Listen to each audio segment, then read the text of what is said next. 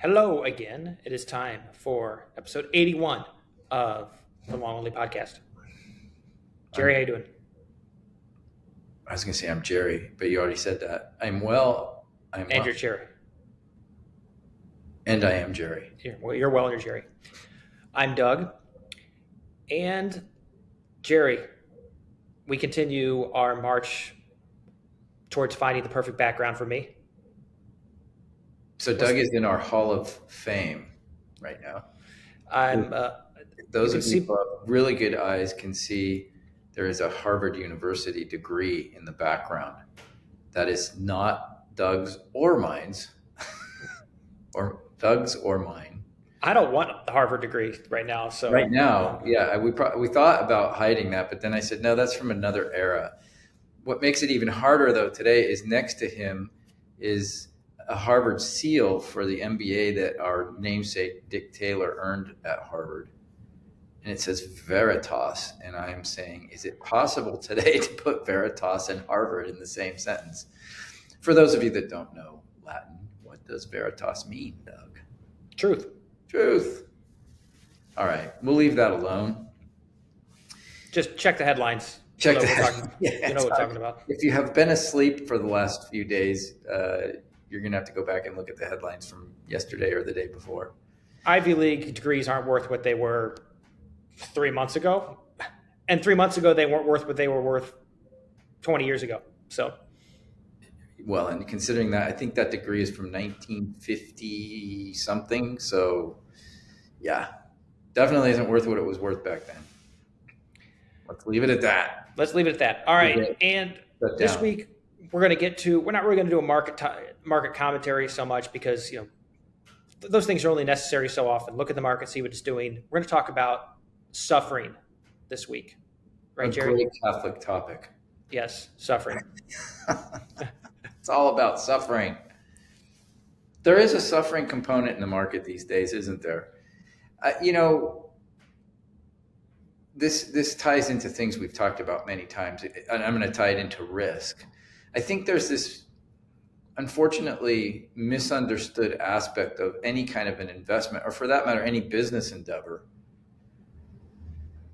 There has to be an element of risk, otherwise it doesn't work. If it were so easy as to be right all the time, then almost by definition, that's not possible. It's basically inflation.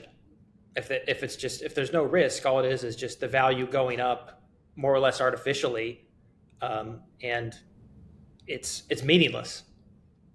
Well, it's not possible. So the way investors are successful over time is to endure periods of suffering. And Lord, we've had a period here for the last couple of years that's been pretty rough. We just commented on in our core growth strategy, we've seen 7 times the same sort of bottom level hit, which I'm going to say is unprecedented in my career of almost 40 years. I don't recall a period where we had that type of activity where it would, 7 times virtually bouncing off of roughly the same level. I guess the technical people would say that's one heck of a bottom being built. Let's hope it is. Some might say building a base, Gerry. Some might say building a base, Doug's favorite phrase. But the point is, this has been a period of suffering with respect to watching portfolio values. I will interject in that if you just ran a business, which we always talk about, and our namesake Dick Taylor, whose references to Harvard are right behind Doug's head, would say all the time, it's about business. Make decisions based on business, not markets. If you're thinking in terms of business, you don't necessarily, first of all, you don't really care on a day-to-day, let alone second by second. You don't even necessarily care on a year-to-year basis what the value of your business is. You're just trying to run your business and you're focused on your business. If you had to look at the value of your business, you'd probably freak out. Same thing, same kind of comment that I've made about people if they had to look at the value of their home or their real estate holdings on a regular basis, like a second by second basis, which some people do. They check the value of their portfolio every day. I've said many times that I think the industry has really done a disservice in many ways by giving this 24/7, 365, second by second, millisecond by millisecond tick of every move of people's portfolio values.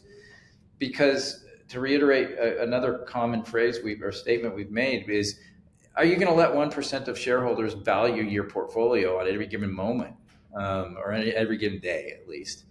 The answer is no. Are you going to let somebody else come and tell you what your business that you own completely, if you did own a business, is worth on every day? You're not going to do that. You're going to ignore that. It's noise. But it's almost as if there's this required suffering that you have to go through in watching these values. And you only make it worse, frankly, by being like that, by watching the values every single day. And I'm telling you, this makes for, and we've seen it, never name names, but we've seen it in clients who have made very bad decisions because they get so hung up on what's happening on a day-to-day basis. And even if that, especially when that's been going on for now 2 years, that seems like like forever. In the investment world, that's a nanosecond, really. It is. It should be. You should, and so but without that suffering, there's no way you can have reward on the other side. There's an old Zadig. I was going to say an old adage, and you'll know why I said it that way in a minute. There's an old adage that if you don't zig when the market zags, and vice versa, there's no way you can ever be in a position to do better than the market. And that's what any active investment strategy is trying to do, is to do better than the market, and sticking to the discipline, living through those suffering periods, knowing that it's going to be there, and just accepting it is part of the recipe for success. Ultimately, if you succumb to that, then it is the only recipe to success, because if you succumb to the opposite, then you're not in the game anymore. And I thought, long and hard, that there are certain personalities of folks that, maybe shouldn't be involved in the investment, in the investment world. And I think that's wrong. I think the only ultimate mistake is to not be involved in some form, because then you're really relegating yourself to Doug's point earlier, whatever the vagaries of inflation are, which inflation has been with us for so long now in the world of what we call fiat money, where it's purely the guessings of the central bankers that are determining value of money. So you're leaving yourself subject to that completely.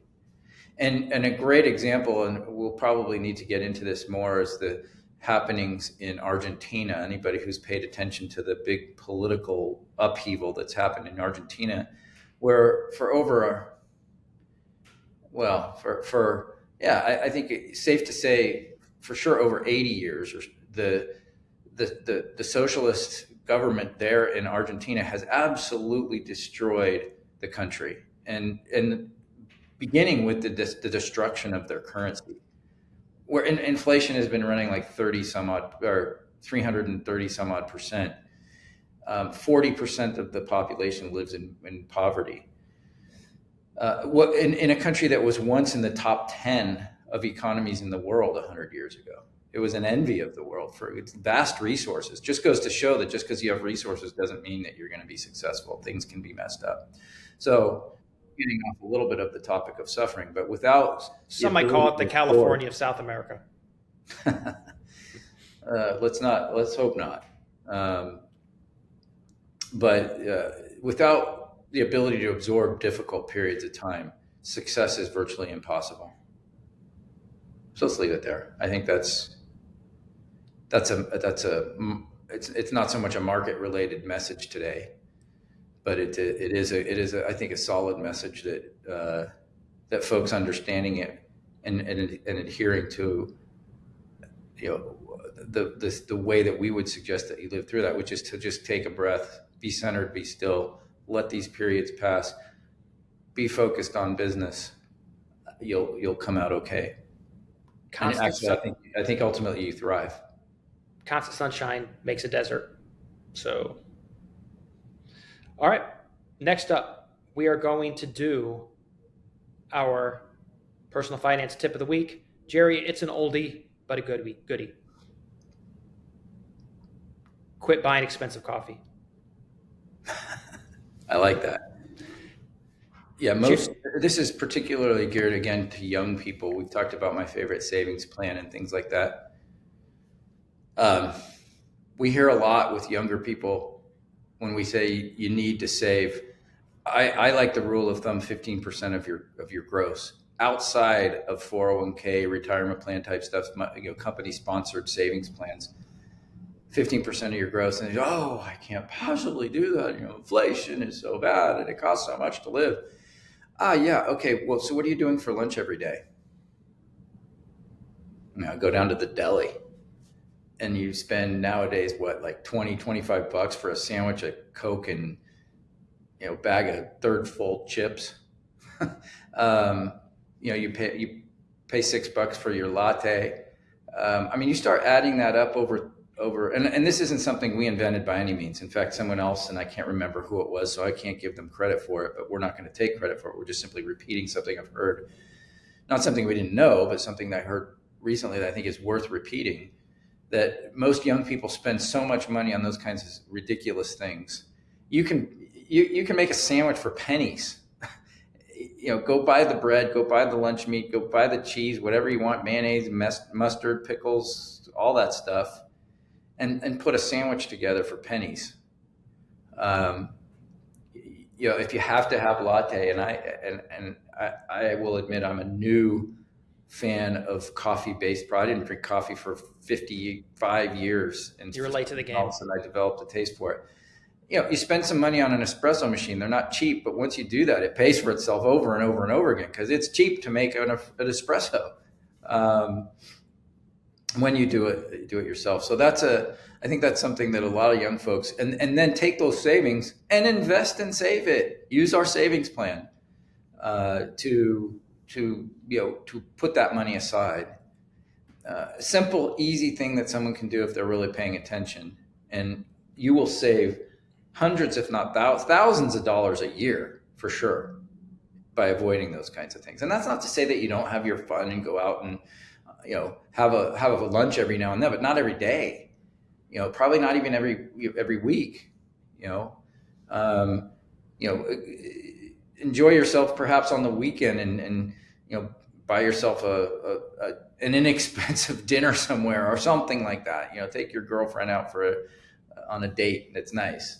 But too many people, I think, especially young people, you make really bad decisions with respect to what they do on a day-to-day basis with their money, and they could eat relatively expensively. Inexpensively. Sorry. What's even better is if you're so frugal, so disciplined, that you're content with Folgers and a drip coffee maker every morning. Let's not go that far. I'm not suggesting that you can't still be a snob like I am.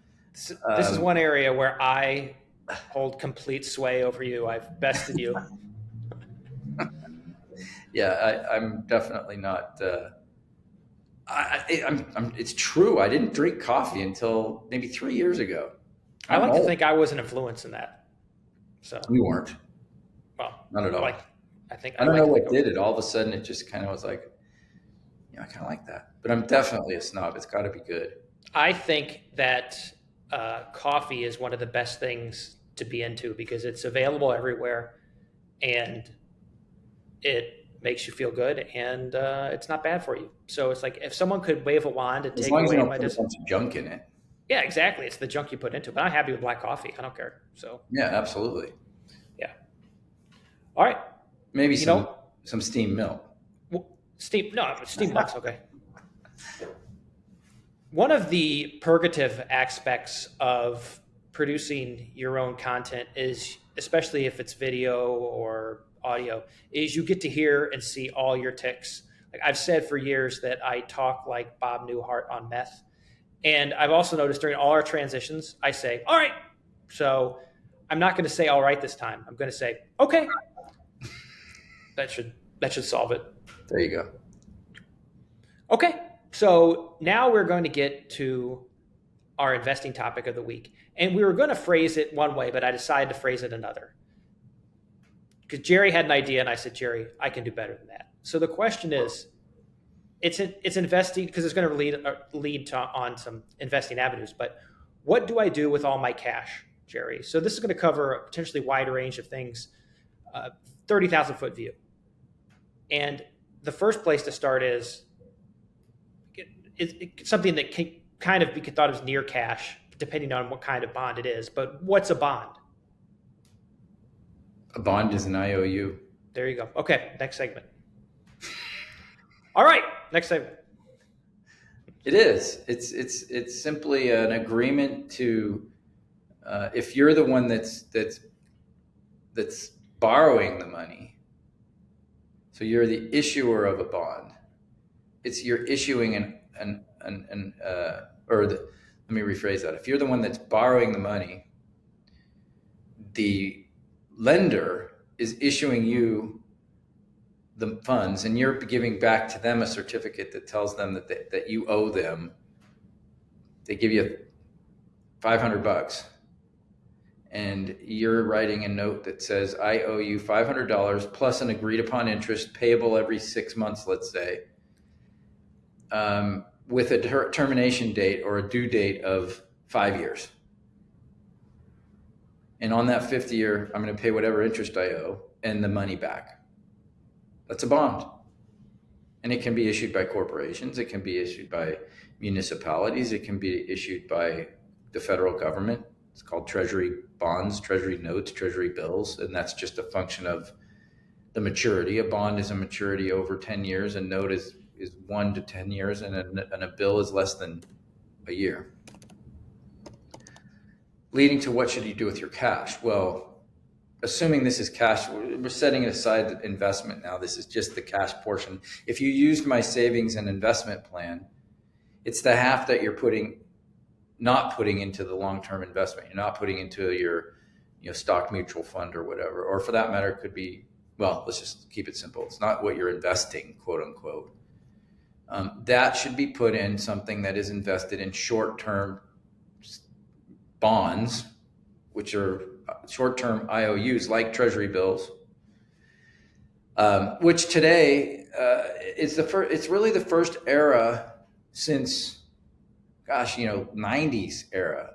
Certainly, 90s, where the difference between what you can get at the bank and what you can get in, say, a money market mutual fund, one which invests in short-term notes, short-term being less than a year. In fact, I believe by definition, the average maturity in any money market mutual fund by regulation is 270 days. That's what I understand as well. So it's rare. It's very liquid. And you're, in today's market, you're getting 4.5%. Now, that's not going to last. It changes literally every day with whatever current interest rates are doing. We all know, and we've talked at length about, the Fed has been raising interest rates, and that's directly affected short-term rates on short-term notes like treasury bills that are 3 months, 6 months, 9 months, a year. But for now, you can take advantage of getting that rather than leaving it in the bank. And I think if you're even getting paid in a checking account, which is rare, or even savings accounts at banks are a fraction of the money market rate. So we're at a period similar to where we were, like in the 80s when money market mutual funds became very popular because they were paying significantly more during that. In the 70s, it really started in the 70s when they were paying considerably more than what a bank account was getting. So we're nothing like what that was in the 70s, by the way. I think I remember money market rates getting to like 17 and 18%.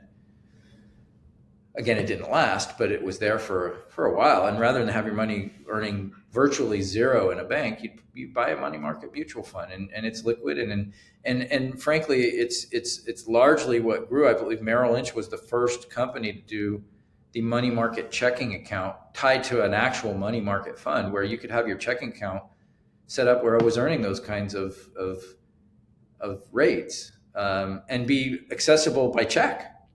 The cash management account, the CMA account from Merrill, was revolutionary in that way. And then everybody, they all came up with them. And actually now, they're not allowing that anymore. You can't use the mutual fund, money market mutual fund as a check writing. They all figured that out, and they created all their little bank deposit things, which you can write the check off the bank deposit, and it's back to getting a fraction. If you want to buy a mutual fund, a money market mutual fund that gets the good rate of return, and it's like the difference between 1/3% and 4.5% or 5% right now. You have to physically ask your broker to make a trade to buy the money market mutual fund. It's still very liquid, but you can't write a check off of it anymore. It used to be, it was recently in my intimate experience with a discount brokerage that money that's just cash sitting in these accounts would be invested in the money market fund. And now Right. You've got to opt in by just, either online or making a call and saying, I want to buy $10,000 of this Right. money market fund. And it's their little way of, it's not a high hurdle, mind you, but they put in a little hurdle. So they're not, giving away money the same. It's a big enough hurdle because, and why did they do that? For all of you folks that think you're getting free trades at all these brokerage firms, guess again, that's how they get paid. So they figured that out. But you can still, assuming it's savings that's not needed to have checks written off of it, and so they've kind of gone backwards a little bit and that made you do more legwork than they used to. So some of the innovation has gone away. Well, but it's proof that what Thomas Sowell said is true. There are no solutions, only trade-offs. And with these things, you're getting a lot of free services from discount brokerages, but you have to have your head on a swivel. And I know for the brokerage I'm most familiar with, they knew they were going to take some flack for doing this, but they just said, look, we make a lot of our money off interest. About 1/3 of their money is made off of interest, and they're going to do this. And if investors want to crow about it, they can, but they're getting there. At this time, the trades weren't free yet, but they were pretty close to it. So and everybody has done it now. Everyone's done it now. So discount or not. Yep. You've got to have your head on a swivel. You've got to know how the people you work with are making money. And so it's not hard to buy a purchased money fund or a money market fund and get a much higher rate of return on your money as opposed to 0.35% versus 5.35%. But you've got to be aware, and you've got to take a few steps and take ownership. It's also worth noting that we talked about what to do with cash, and we related it to bonds. There are some bonds that are not appropriate for cash or near cash uses, like high yield bonds, junk bonds. The longer term maturities, as well as higher risk, say corporate notes or bonds. But keeping it simple, most money market funds are not playing in that. They simply aren't. And I mean, virtually 100% of money market mutual funds are not in that realm. They're just paying, similar to what any T-bill or very short-term, high-quality corporate note would pay. And we should say that we've framed this segment what to do with cash. A CD is another option, but generally speaking, I think the CDs require you to get to agree with the money for a specific period of time. For most people, the slightly lower interest rate you get on a money market mutual fund is worth the flexibility. So, and a CD is really just another form of IOU. It's just an IOU to a bank, and they're actually a little less flexible. They have these brokered CDs which you can't sell, but generally speaking, the CDs are a little harder to get out of unless they're maturing. Correct. The only thing, and so a T-bill or a T-bill is probably the better route. Frankly, I think now it's not that big of a differential in rate. And one thing that does make sense right now is if you're not going to use the money, you're certain you're not going to use the money for a year or 6 months, is that you may want to lock that up right now, because it looks like the next move in interest rates, as we've said already, I think on the last podcast, I think the next move in interest rates is going to be down. And it could be rapid, and it could be sooner than most people are thinking. So it's not a bad time to be locking some things up on a little bit longer term basis, assuming you don't need that money anytime soon.